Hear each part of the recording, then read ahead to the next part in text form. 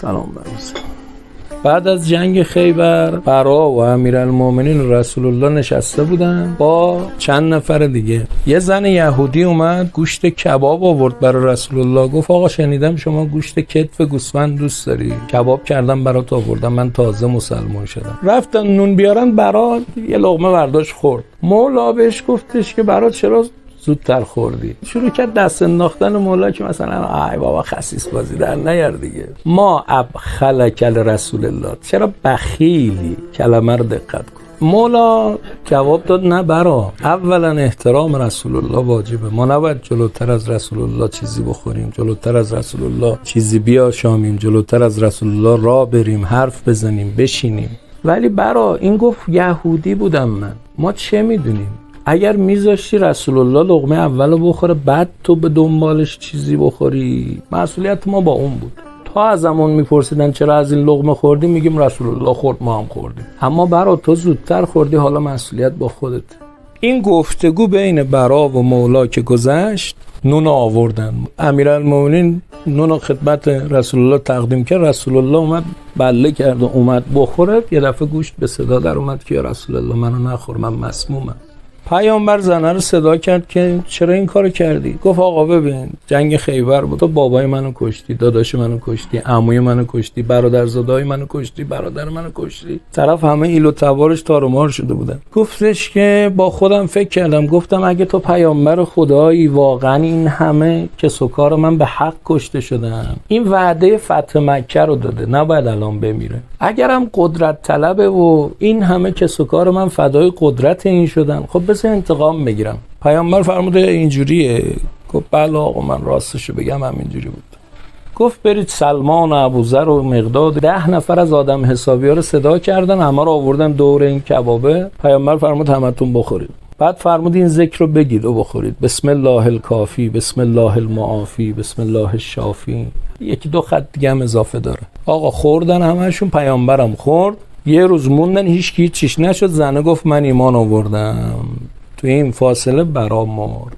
برا رو کفن کردن و آوردن پیش رسول الله. گفتن آقا این شهید شده، بهش نماز بخون. فرمود من به بدن برا نماز نمیخونم. گفتن یا رسول الله چرا؟ فرمود سر اون تیکه‌ای که به مولا انداخت. اونایی که اونجا بودن گفتن یا رسول الله این شوخی کرد. گفت جدی گفته بود که کل اعمالش نابود بود. مسئله اینه که شوخی کرد. گفتن آقا شهیده. گفت نمیخورم. گفتن حالا چیکار کنیم؟ فرمود مگه مولا بیاد کارش حل کنه. بعدن مونده. امیرالمومنین اومد دید کفن شده است. برا یه دفعه گفت اصلحک الله یا برا، خدا برات بسازه برا، خدا کارتو جور کنه. لقد کنت قواما صواما، تو اهل نماز بودی، تو اهل روزه بودی. به رسول الله گفتن که آقا دیدی مولا چیزی به دلش نبود، دیدی که شهادت خیر داد راجبش؟ فرمود بله. گفتن خب حالا نماز بخون. فرمود که دیگه برا به نماز من رسول الله احتیاج نداره. به احترام خوند.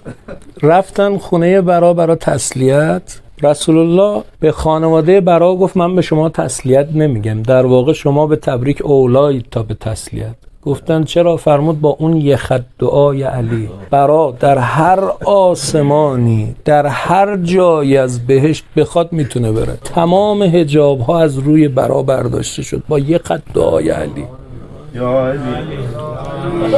بعد فرمود ایها الناس تعرضوا لدعاء علی لکم. یه کاری کنید مولا یه ذکر خیری از شما کنه.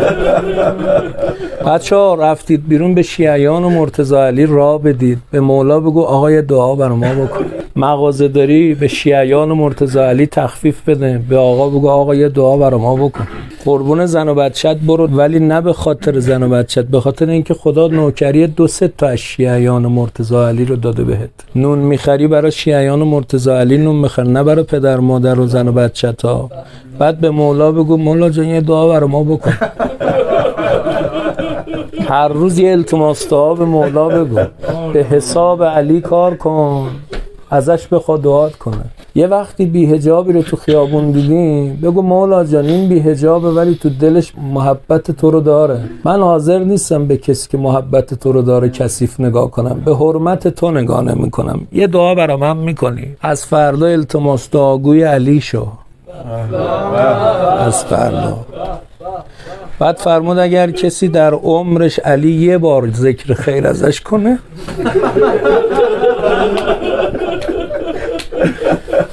گناه تمام ثقلین به گردنش باشه، به تعداد برگها گناه کرده باشه، اون یه دعای علی میچربه. یک عمل داریم که در روایت اگر کسی اون کار رو بکنه امیرالمومنین دعاش میکنه و فرمود گریه بر ابی عبدالله و این روایتش صحیح السنده، تو کامل الزیارات هم اومده. فرمود ان الحسین لیرا من یبکی،